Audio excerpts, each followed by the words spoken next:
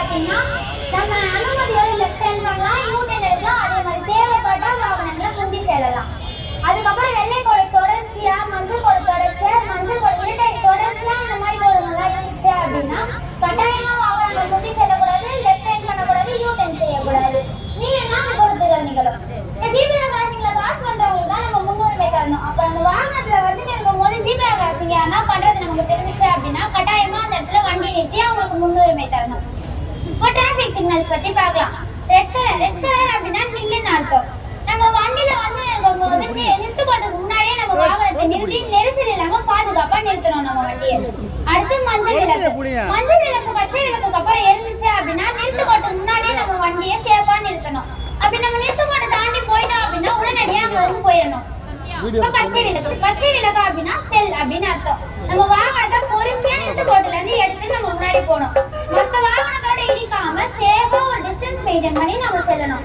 கார்ல போறவங்க எப்பவுமே பாத்தீங்கன்னா ட்ரிங்க் அண்ட் டிரைவ் பண்ணாதீங்க. யாருமே எந்த வாகனத்துல போனாலும் அப்புறம் கட்டாயமா எல்லாருமே சீட் பெல்ட் அணிஞ்சிருக்கணும். அப்புறம் லைசன்ஸ் இருக்கணும். சொந்த வண்டி ஓட்டுறவங்க அந்த வண்டிக்கான புக், ஆர்சி புக் இந்த மாதிரி எல்லாமே வச்சுக்கோங்க.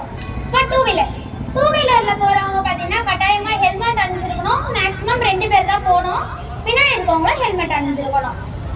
இப்ப நம்ம சாலையில உள்ள விதிமுறை போர்டுகளை பத்தி பார்க்கலாம். இப்ப ரெட் கலர் முக்கோண ஷேப்ல இருந்துச்சு அப்படின்னா அது எச்சரிக்கை சின்னம். அடுத்து செவ்வக சின்னம் பாத்தீங்கன்னா இப்போ ஹோட்டல் இருக்கு, போற வழியில ஹாஸ்பிட்டல் இருக்கு அப்படின்னு நமக்கு தகவல் கொடுக்குற சின்னம். சர்க்கிள்ல ரெட் கலர்ல இருந்துச்சு அப்படின்னா அது கட்டாய சின்னம்.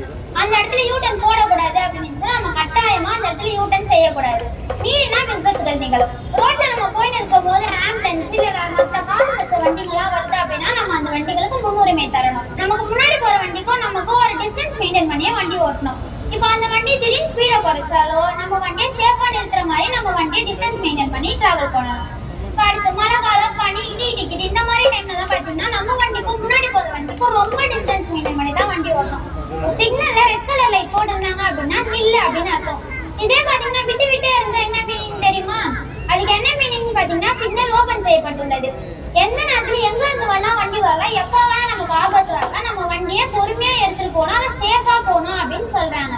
அப்ப அந்த மாதிரி விட்டு இருந்துச்சு அப்படின்னா நம்ம வண்டியை சேஃபா எடுத்துட்டு போகணும். இது போல போக்குவரத்து காவல்துறை வெளியிடும் சாலை விதிமுறைகளை பின்பற்றினாலே 100% விபத்தை தவிர்த்து விபத்தில்லா பயணத்தை மேற்கொள்ளலாம். சாலை விதியை மதிச்சு பாரு, சாலை இல்லாம நடத்தி வாரு.